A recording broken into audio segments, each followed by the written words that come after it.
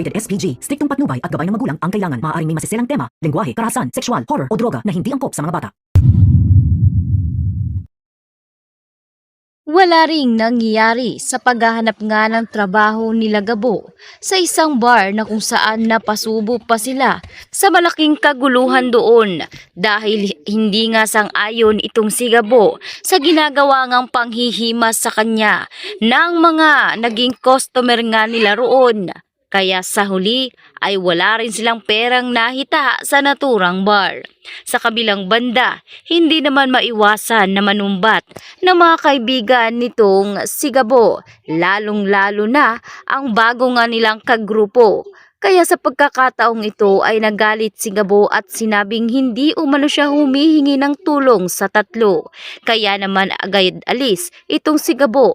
Kaya sinabi ni Tekla na dapat ay intindihin na lamang nila si Gabo lalo't meron itong pinagdaraanan dahil kung sa kanila umano ito nangyari ay siguradong ganoon din ang gagawin nila at siguradong mainit ang ulo ng mga ito. Kaya naman hindi nila alam ngayon kung saan nagpunta si Gabo. Sa kabilang banda, habang papalayo na si Gabo sa kanyang mga tropa ay bigla ngang lumabas itong si Lawin at Uwak. Dito na tinatanong ni Gabo kung ano ang kailangan ng mga ito. Ngunit agad nga siyang pinalo nitong si Lawin. Dahilan para mawalan siya ng malay. At nang magkaroon na nga siya ng ulirat ay napansin niya na tila nasa iba na itong dimensyon. Dito lumantad si Uwak at Lawin, ngunit napalaban si Gabo at desidido talaga siyang makatakas sa dalawa. At habang naglalaban ang tatlo ay bigla ngang dumating si Tatang, pormadong-pormado at ikinagulat talaga ni Gabo ang paglabas ni Tatang. Kaya tinanong ni Gabo kung ano ang kailangan ni Tatang sa kanya. At dito na mahinaho na pinaliwanag ni Tatang ang lahat at kung bakit talaga siya biglaang nakalaya.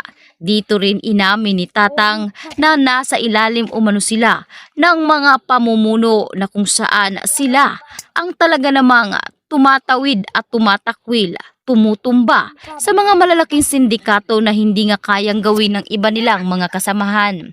Ngayon, sinabi ni Tatang ang rason kung bakit nasa loob siya ng bilangguan at ang mga kasama ni Tatang ay hindi talaga mga bilanggo. Ito ang mga kasama umano ni Tatang para makapili ng isang taong kailangan nilang gumawa at madagdag sa kanilang grupo. Napili ni Tatang si Gabo dahil alam niya kung ano talaga ang pagkatao ni Gabo. Matagal umano siyang minamanmanan at hindi lang iyon, maging ang pagpapahirap kay Gabo ay talaga namang kapansin-pansin dahil hindi talaga nagawa ni Gabo na tumakas kahit ilang beses ngang iabot ni Tatang ang susi na para makalaya siya. Subalit dahil dito ay talaga namang napabilib ni Gabo si Tatang. Dito na rin sinabi ngayon ni Gabo ang kanyang mga dahilan kung bakit napilitan siyang maghanap ng trabaho. Hindi umano niya muna matatanggap ang inaalok ni Tatang na misyon sapagkat importante para sa kanya na mabigyan nga ng pera ang kanyang tatay Rudy para sa operasyon nito. Kaya naman sinabi ni Tatang na kung ito lang ang magiging dahilan ni Gabo para umatras ay kayang-kaya umanong tugunan ni Tatang ang perang hihilingin ngayon ni Gabo. Sabihin lang daw umano ni Gabo ang presyo at handa umano niya itong ibigay.